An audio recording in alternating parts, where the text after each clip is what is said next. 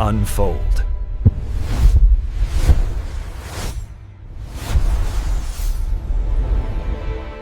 When you picture the Mona Lisa, the image is just indelible, isn't it? You see that slight enigmatic smile, the dark panel, but you also see the crowds, the barriers, the bulletproof glass. Absolutely. She's on her own solitary wall in the Louvre, a piece of art so famous, it's almost transcended being art. It's a global icon. Okay, so let's unpack this, because we all take that celebrity status as a given. We just assume she has always been the sun of the art world. Right.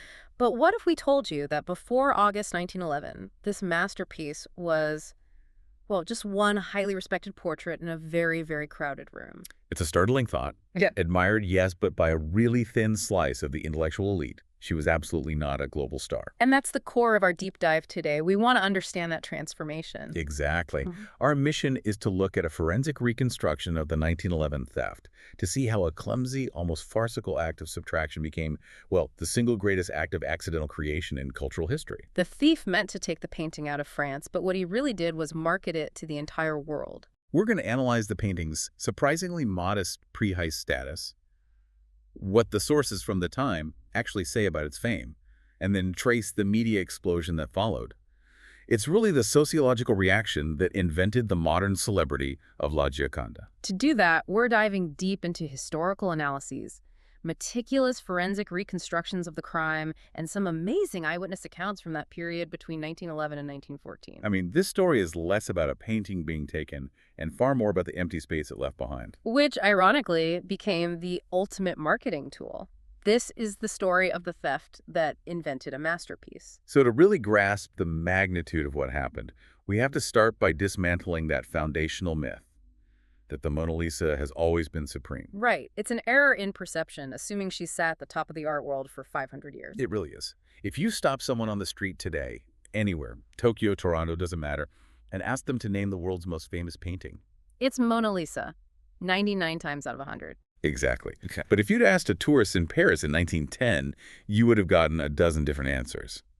She was respected, sure. Scholars knew Leonardo's genius, but she was just one masterpiece in this vast ocean of brilliance. Let's talk about the physical reality. It's a small painting. It is. It's only 77 by 53 centimeters. It's on a poppy wood panel, and because of the age and all the varnish, it's quite dark, almost somber. And it didn't have its own wall. It wasn't spotlit. Not at all. It hung in the Salon Carré, a room that was literally crammed floor to ceiling with masterpieces. They called it the picture gallery aesthetic. It was just packed in there, jostling for attention with these absolute titans. Right, you're talking Titian, Raphael, Correggio, Veronese. I mean, the Mona Lisa could easily get lost in all that visual noise. And tourists were often more drawn to the huge dramatic stuff, right? Oh, absolutely. The guidebooks of the time, the Baedekers, they would point you towards things with immediate visual impact.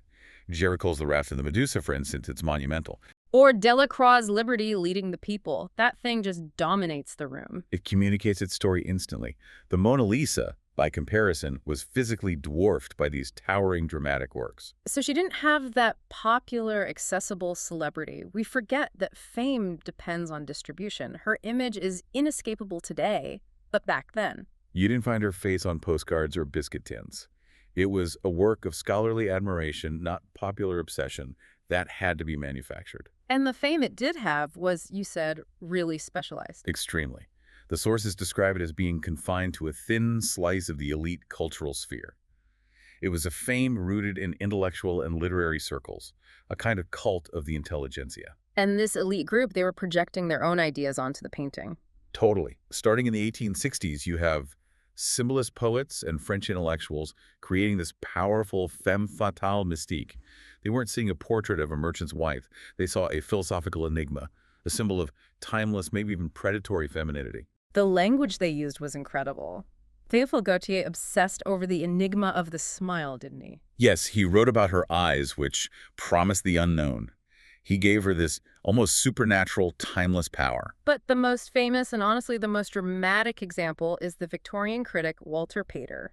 His 1873 essay is the key document here. Pater didn't just praise the painting, he turned her into a full-blown Gothic character. He wrote that she is older than the rocks among which she sits, completely detaching her from human history. And then he goes further, saying she is been dead many times, and learned the secrets of the grave. That's not art criticism. That's a description of a vampire. It's totally a vampire. Yeah. He's framing her as this powerful, dark entity, and that cemented her reputation among that very small literary elite. They understood Leonardo's fumato technique, that soft, hazy blending of tones. But the average person didn't care about sophisticated blending methods. Exactly. And that sfumato is why the smile is so elusive. The light and shadow are so finely rendered that the expression changes depending on where you look. It's technical magic. But if you weren't an art historian, you probably just preferred the drama of a nearby Titian. It was an intellectual, secret handshake. For everyone else, she was just a small, dark portrait. It took a crime, a full-blown national crisis, to drag that mystery out of the ivory tower and into the global public consciousness. Which brings us to the crime itself, and it's almost impossible to imagine how it could have happened today. Oh, it highlights the massive, almost comical institutional failures of the Louvre at the time. Today, it's a fortress. In 1911, it was an operational disaster just waiting to happen. The sources call it an underfunded palace that operated more like a gentleman's club. That's a perfect description. Yeah. So let's just break down the scale. The museum complex covers about 45 acres. 45 acres. 45 acres. And it houses over 250,000 objects. Now hold that image of vastness in your mind. And protecting all that, fewer than 150 guards. That ratio is... it's just indefensible. It created massive, exploitable blind spots. Entire wings of the museum could go completely unmonitored for hours at a time, especially on the closed maintenance day. And the guards themselves weren't exactly elite security. No, they were often older men, poorly paid. Many were veterans of the Franco-Prussian War who'd been given the job as a kind of favor. So there was this general atmosphere of laxity, of complacency. They were used to a world where you just didn't steal art from the Louvre. Exactly. They took long lunches, maybe even naps. And the physical security was a joke. Paintings, including the Mona Lisa, were just hung on 4 iron hooks. So to steal it, you didn't need any special tools, just the ability to lift it off the wall. Just lifting force and the confidence no one was watching. The whole system was based on the assumption that nobody would dare. Unbelievable. No cameras, no motion sensors. And no real system for quickly accounting for everything. Objects were moved for cleaning or photography all the time without being logged immediately. That's why there was that huge delay in even reporting the crime. And the museum's own schedule, specifically that closed day, was the biggest vulnerability. Mondays. They were for cleaning and maintenance. So while it was closed to the public, the place was, as the sources say, teeming with activity. Cleaners, decorators, outside contractors. Right. There was no real access control. And the irony here is just supreme. The Louvre had just decided to put its most valuable canvases behind protective glass. A security upgrade. A security upgrade. And to do it, they hired an outside firm of glaziers. And that's how the thief got in. That's the entry point. The firm employed a man named Vincenzo Peruggia. He helped cut the glass and build the frames for these masterpieces, including the one for the Mona Lisa. So he had intimate first-hand knowledge of the layout. But more importantly, he had the uniform. The simple white workman's smock. It was the perfect disguise. It was psychological camouflage. A man in that smock was just part of the furniture, unseen, unquestioned, effectively invisible. In a place filled with priceless treasures, you're trained to look past the ordinary. Exactly. The ordinary man in the cheap white smock is literally overlooked. It was the single most critical security flaw. The whole Louvre became a Trojan horse. So here's where it gets really interesting. We have to meet the man himself. Not the sophisticated villain the press imagined, but Vincenzo Peruggia. He was, by any measure, an extremely unlikely candidate for a crime like this. Born in Italy in 1881, he was a working-class immigrant, a glazier, and house painter living in a modest room in Paris. And he was marginalized, right? He faced a lot of prejudice. A lot. He was an Italian in Paris during a period of intense xenophobia. His French co-workers at the Louvre mocked him, used the slur macaroni. That social isolation has to be part of the context. It doesn't excuse the crime, but it must have fueled some deep resentment. It definitely contributed to this us versus them feeling that he later used in his defense. He was an outsider. There's also a physiological context. He was a small man, only about 5'3".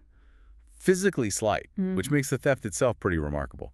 But beyond that, his trade as a painter meant he suffered from lead poisoning. And that can have neurological effects. It can.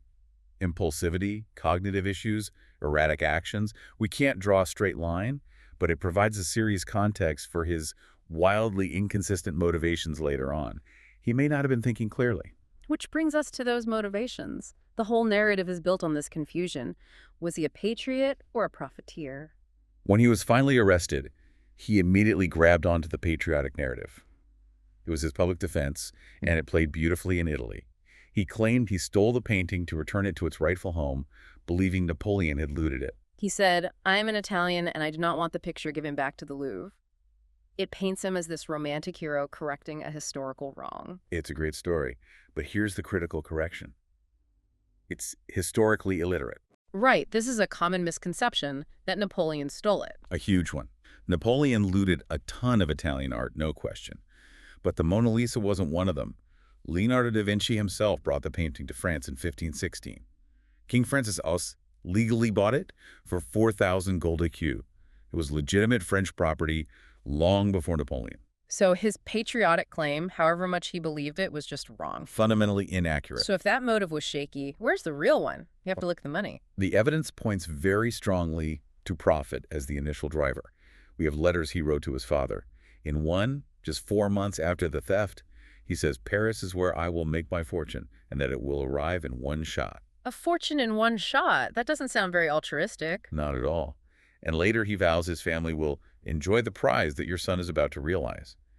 On top of that, the police found a notebook where he listed the names of American billionaires: Rockefeller, Carnegie.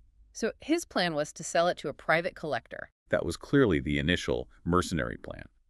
We can pretty safely conclude that the whole patriotic defense was a calculated pivot he made only after he realized the painting was way too famous to sell quietly.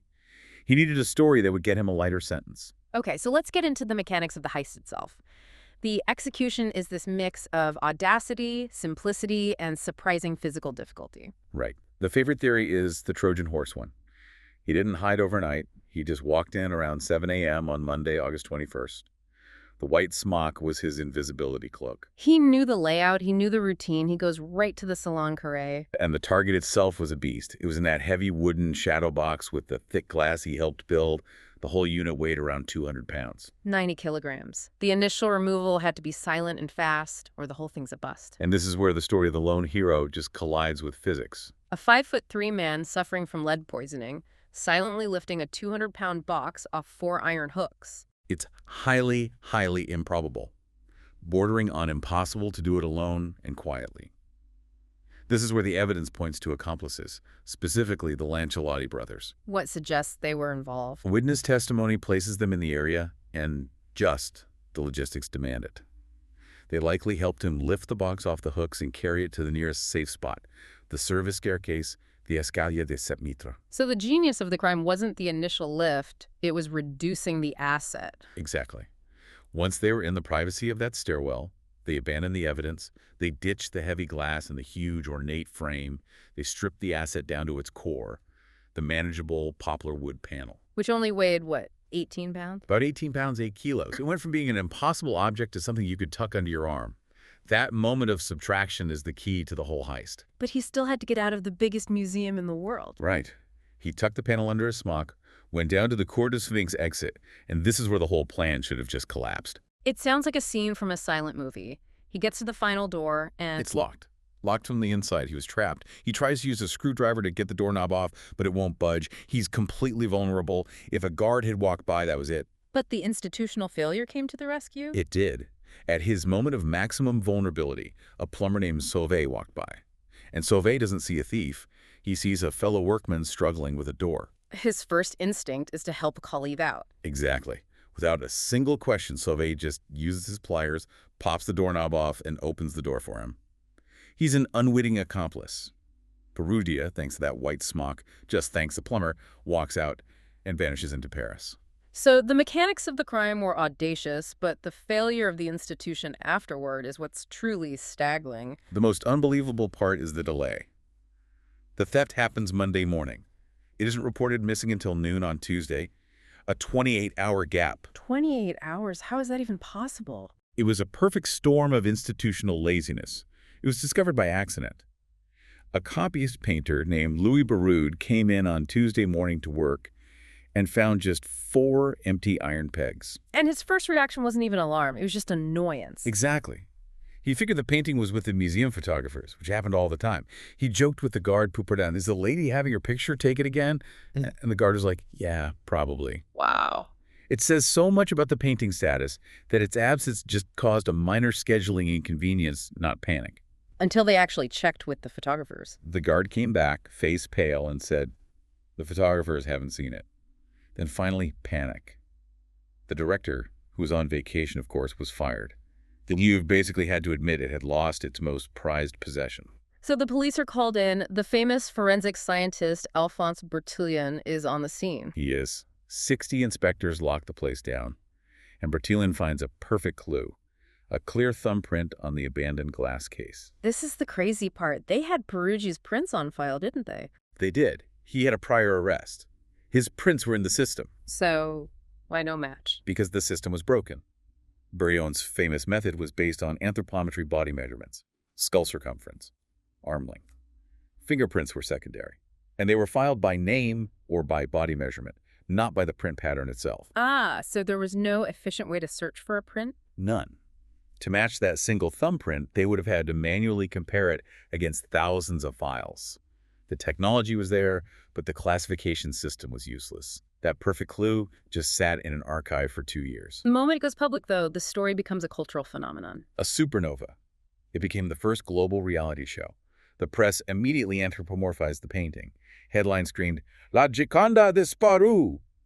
The missing lady. She wasn't an object anymore. She was a person who had been kidnapped. And that's the core sociological moment. The theft created the superstar. When the Louvre finally reopened a week later, something incredible happened. The pilgrimage to the void. Thousands of people lined up to see an empty space on a wall. Yes, because the absent had created this aura of national shame and cultural ownership that the painting's presence never had. The empty space became a memorial to a national loss. And people were treating it like a memorial. The witness accounts are amazing. People were weeping openly. They left flowers beneath the empty hooks like it was a gravesite.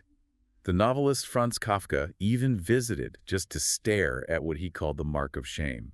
That's profound. The absence of the object created more celebrity than its presence ever did. It marketed the painting to the masses. It took her from being a subject for high culture critics like Pater and made her a daily international obsession. And in all this chaos, the police investigation went down some very strange rabbit holes. Oh, a bizarre detour involving Pablo Picasso and 𝐏𝐿𝐴 Apollinaire. Okay, what was the connection there? It was a petty thief named Jerry Puré, who was Apollinaire's secretary. This guy had been stealing small antiquities from the Louvre for years. In 1907, he stole 2 ancient Iberian stone heads and sold them to Picasso, And Picasso bought them. knowing they were stolen. And these heads were incredibly significant. They directly inspired his masterpiece, La Demoiselle d'Avignon. He kept them in his sock drawer. So when the Mona Lisa theft hits the news, Carrette, seeing a chance for fame, goes to the press and brags about how easy it is to steal from the Louvre. Suddenly, Picasso and Apollinaire, both foreigners, realize they're in possession of stolen Louvre artifacts during the biggest art theft manhunt in history. They completely freak out. they were terrified of being deported. So one night, they pack the heads in a suitcase, walk to the Seine, and plan to throw them in the river. But they couldn't do it. They couldn't bring themselves to destroy the art, so they just carried them back. Eventually, Apollinaire was arrested, and under interrogation, he implicated his friend Picasso. What happened when Picasso was questioned? The scene in the judge's chambers was a farce. Both men are reportedly weeping. The judge asks Picasso if he knows Apollinaire, his close friend, and Picasso, in a moment of pure panic, says, "I've never seen this man." Wow. A total betrayal. It fractured their friendship for years. The judge eventually dismissed the case, realizing these Bohemians had nothing to do with the Mona Lisa, but it just shows the level of panic that was gripping Paris. And all this time, the real painting was hidden in a very mundane place. 28 months. Hidden in Vincenzo Peruggia's apartment at 5 Rue de l'Hôpital Saint-Louis. In a trunk. In a simple white wood trunk with a false bottom. Hidden under his tools, old clothes, a mandolin. He was just living his life, boiling water on a stove feet away from the world's most wanted painting. And he had that near miss when the police actually came to his door. They did. As part of their sweep of all Louvre employees. He gave them this perfect working-class alibi. He said he was late to work that Monday because he had a hangover. He invoked the tradition of St. Monday. Exactly. The idea that you extend your Sunday rest into Monday, it was a totally acceptable excuse for a laborer at the time. And the police just bought it. They bought it completely. They glanced around his tiny, ordinary room and had no idea the painting was right there in the trunk next to them. We should probably mention and dismiss that whole Valfierno forgery story. Yes, the theory that Peruggia was working for a con man who sold 6 forgeries to billionaires. It's a great story, but the sources are clear. There is zero historical evidence for it. Peruggia was a solo operator. So after 2 years, the pressure gets to him. The pressure and the lack of money. By late 1913, he finally makes his move and takes the painting to Italy. And he tries to cash in. He writes to a respected Florentine art dealer, Alfredo Geri, signing as Leonardo Vincenzo. He demands a ransom of 500,000 lire. Which is over $2 million today, so profit was still the goal. But he cloaked it in patriotism. He insisted the ransom be paid, but also that the painting must hang in the Uffizi in Florence forever. The sting operation was set for December 10th, 1913. Peruggia checks into a modest hotel, room 20. Geri arrives with Giovanni Poggi, the director of the Uffizi Gallery. I can't imagine the tension in that room. Peruggia opens the trunk, tosses aside his underwear and tools, and reveals the panel. Poggi and Geri are stunned. They check the inventory numbers on the back, the unique cracks in the varnish. It's the real thing. And Poggi, the Uffizi director, plays it cool. Brilliantly. He tells Peruggia the lighting is bad and they need to take it back to the Uffizi for technical verification before they can arrange payment. Peruggia, thinking he's about to be a rich national hero, naively agrees. And the second the painting is safe? Poggi calls the police. Peruggia is arrested at the hotel, completely shocked that his grand plan ended in a jail cell. His trial in 1914 was a media sensation. Oh, a huge one. The Italian public treated him like a hero. The courtroom was packed with his supporters. His defense leaned on the patriotism, but his sentence really came down to a mental assessment. Right. A psychiatrist, Dr. Paolo Amaldi, gave him this very unusual cognitive test. A riddle. The 2 birds riddle. There are 2 birds in a tree. If a hunter shoots one of them, how many are left in the tree? Peruggia, using simple math, says 1. And Dr. Amaldi declares him an imbecile. He said the correct answer was 0, because the other bird would have flown away. That's just absurd. They used a riddle about bird psychology to determine his sentence. It's unbelievable.